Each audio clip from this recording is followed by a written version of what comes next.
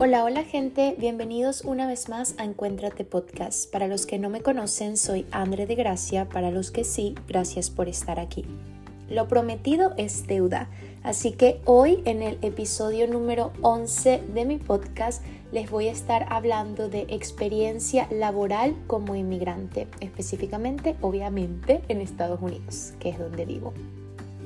Debo comenzar diciendo que el tema legal en este país es sumamente complejo y delicado, además bastante privado, por las consecuencias que podría desembocar el hablar de eso libremente.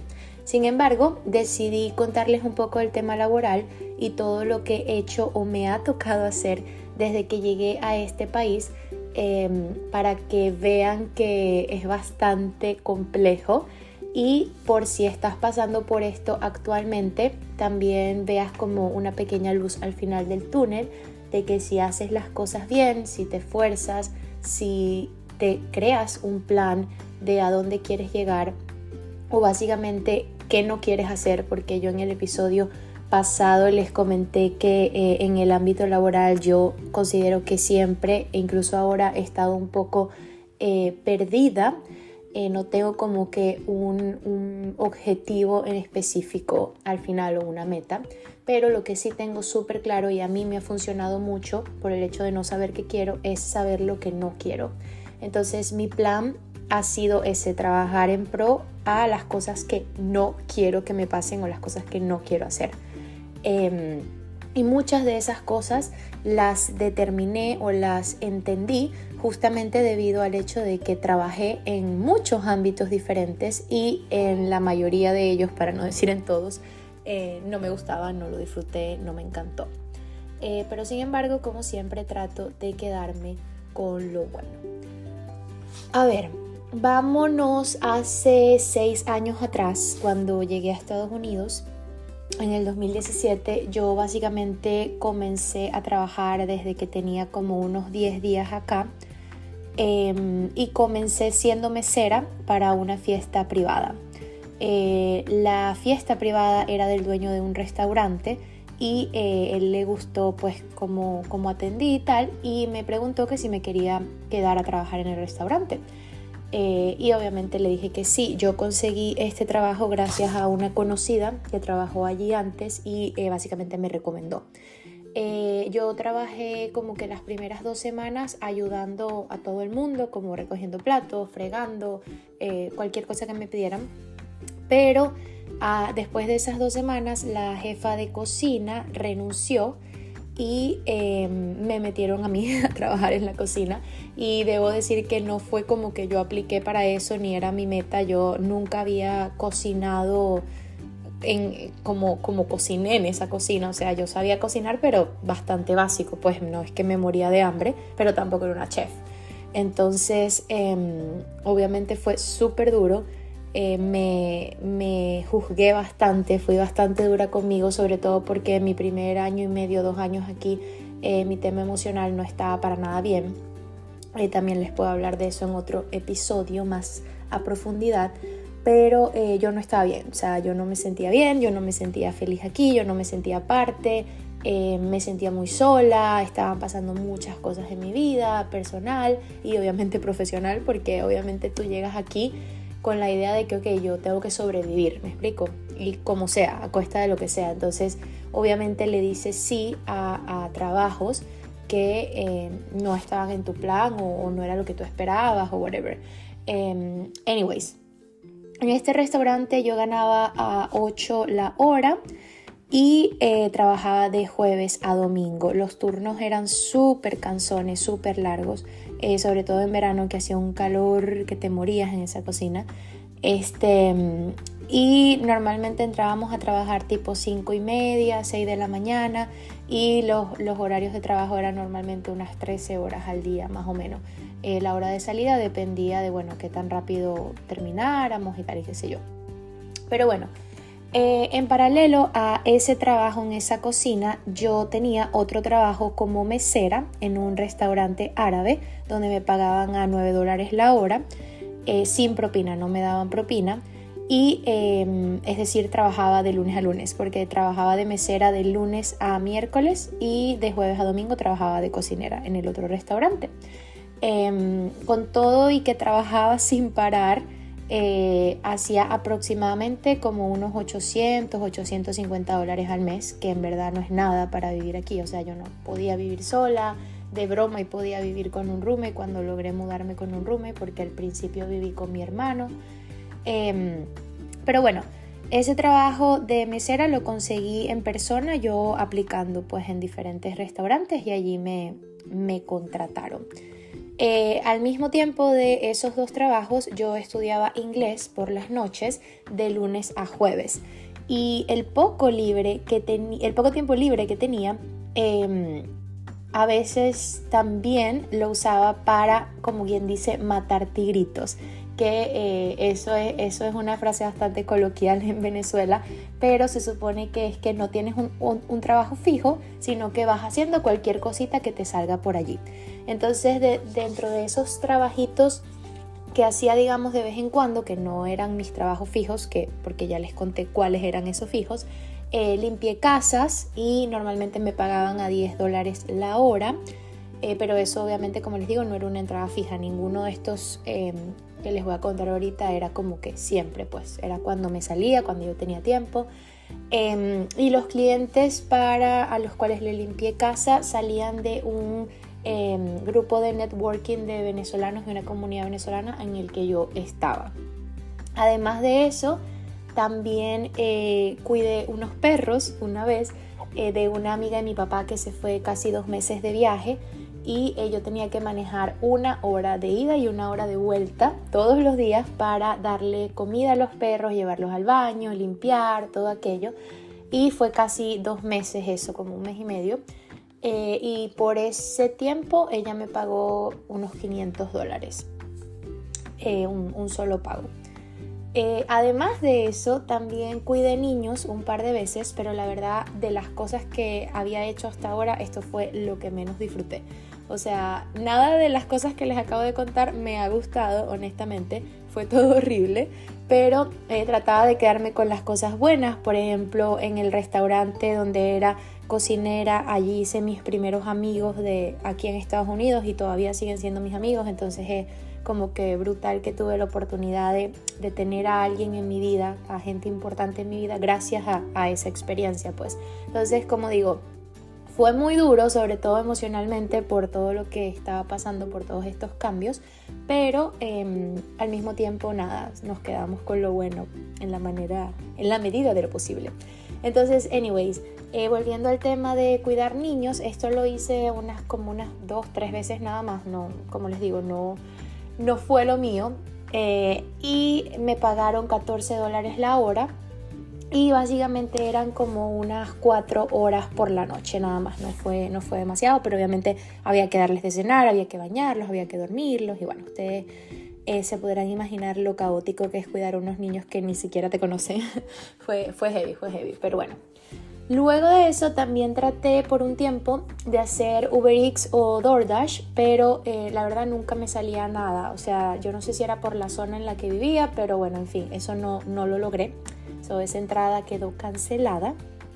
Y después de 1 año y medio en Estados Unidos, haciendo todo esto que les acabo de contar, los restaurantes, el resto de los trabajitos, olvidé algo, también arreglaba closets, y eso sí me gustaba un poco. También me pagaban $10 la hora, porque tenía un poco que ver con moda, pues. O sea, yo obviamente arreglaba closets por colorimetría. Si la cliente me pedía que le armara loops, también armaba loops. Entonces eso me encantaba, y de hecho yo quería que ese fuese como que mi emprendimiento aquí, pero lamentablemente el círculo en el que yo me estaba relacionando en ese momento, la mayoría estaban en la misma situación que yo. La mayoría de la gente era como que recién llegados aquí, tratando de encontrar su camino, encontrar su vida. Entonces era bastante complicado el hecho de que alguien fuera a pagar para que le arreglaran su closet, ¿sabes? Entonces fue bastante difícil. Sin embargo, tuve una clienta que estuve con ella varios meses y fue increíble porque me encantaba. O sea, no me pagaba casi nada, pero como les digo, era lo único que más o menos me gustaba en todo este en todas estas cositas que me tocó hacer, ¿no? Pero bueno, luego de 1 año y medio andando del timbo al tambo, decidí aplicar a tiendas de ropa. Me fui un día al mall y apliqué, me acuerdo que la primera tienda en la que apliqué, porque era la que más quería entrar, era Zara.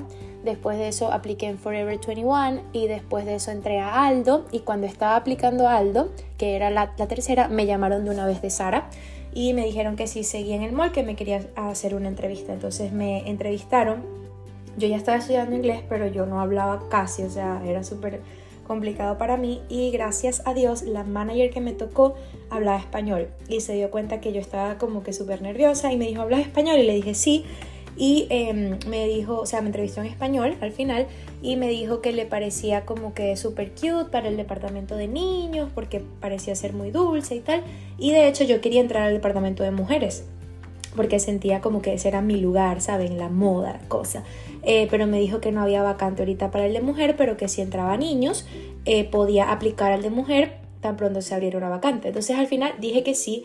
Después de eso tuve mi entrevista con la que era mi manager de piso, y ahí sí fue más Spanglish, no fue 100% español, y luego me contrataron. Allí estuve como vendedora, como sales associate, part-time, y ganaba, creo que era $11 la hora, y después de 1 año allí me promovieron a como asistente de manager, se podría decir, y ganaba $14 la hora. Yo debo decir que Zara fue sin duda alguna un salto en mi vida laboral aquí, porque si bien es cierto no ganaba tanto, era la primera vez que ganaba más de lo que estaba acostumbrada a ganar. Y además de eso, siento que fue el escalón clave para yo mejorar mi inglés. Yo estudié inglés desde que llegué aquí, pero nunca estuve expuesta. Siempre trabajaba básicamente en español, o mi entorno era español. Entonces yo iba a clase, pero nunca lo practicaba. Y el estar en Zara, yo les juro que yo las primeras 2 semanas yo lloraba todos los días. O sea, yo sentía que yo no iba a poder.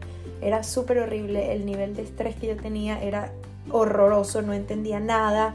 Ay no, fue súper complicado, pero me alegra muchísimo el hecho de que no renuncié y que seguí intentándolo, porque como les digo, sin duda esa fue la única cosa que a mí me expuso y me obligó, ni siquiera me ayudó, me obligó a soltarme en el inglés.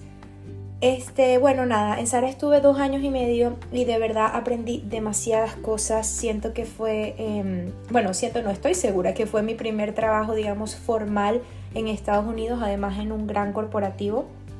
Y además de eso, sin duda fue una oportunidad para conocer a muchísima gente de muchísimas partes del mundo. Y eso fue para mí fascinante. Además que estaba 100% ligado con la moda, y eso es un tema que a mí me apasiona desde que tengo uso de razón. Y yo siempre quería aprender todo. O sea, literalmente yo trabajaba en cualquier posición allí. A lo que me mandaran yo siempre iba a decir que sí. Y incluso cuando no me pagaran por lo que yo trabajaba, o sea, a mí me seguían pagando como sales associate, por ejemplo, pero yo me metía a ayudar a la visual, que es la persona que arregla la tienda o los looks en función a ventas, ¿no?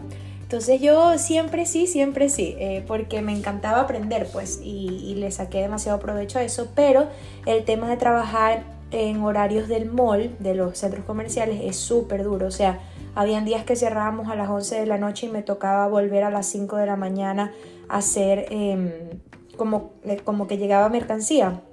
Entonces teníamos que abrir todas las cajas, poner precio. Entonces, ay no, era súper complicado. En temas de Navidad, todos esos días así feriados, Dios mío, una locura, súper full la tienda. Entonces era bastante cansón. Yo de hecho, como que, debo decir, me eché al olvido, tipo, yo solo vivía para trabajar. Yo no hacía mucho en aquel entonces, y llegó un momento después de la pandemia que obviamente estuve 3 meses en la casa sin trabajar. Ahí como que volví a retomar cosas que me gustaban, comencé a hacer ejercicio, volví a estudiar cosas de moda, cosas de marketing, volví a crear contenido. Entonces me di cuenta de la falta que me hacía tener tiempo para mí, y estaba en un punto de mi vida en el que genuinamente tampoco estaba bien económicamente. Entonces decidí renunciar a Zara y buscar tener más tiempo para mí.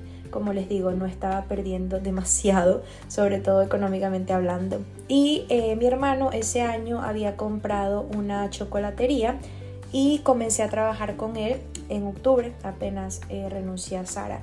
Y estaba part-time, mi horario era súper flexible, o sea, trabajaba que sí de 9 a 3 de la tarde y así, o sea, era como que súper llevadero. Pero obviamente sabía que eso no iba a poder ser a largo plazo porque, ¿de qué iba a vivir? Pues, ¿sabes? Y yo me pago yo sola todo. O sea, no tengo un partner, no tengo un papá que me mantiene, nada de eso. Entonces, como que, toca sobrevivir. Entonces, estuve de octubre a mediados de enero allí tranquila, trabajando part-time. Ganaba, creo que era 12 la hora, si mal no recuerdo.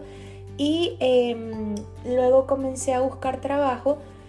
Y la última semana de enero yo logro entrar a mi trabajo donde estoy ahorita, ¿ok?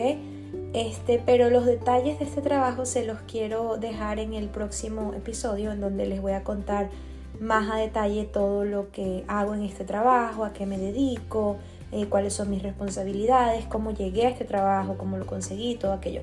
Entonces, hasta aquí básicamente es, digamos, mi experiencia laboral en estos 6 años y medio en Estados Unidos y sin contarles el sinfín de emprendimientos que he lanzado, que he querido hacer, pero simplemente no han fluido, no se han dado.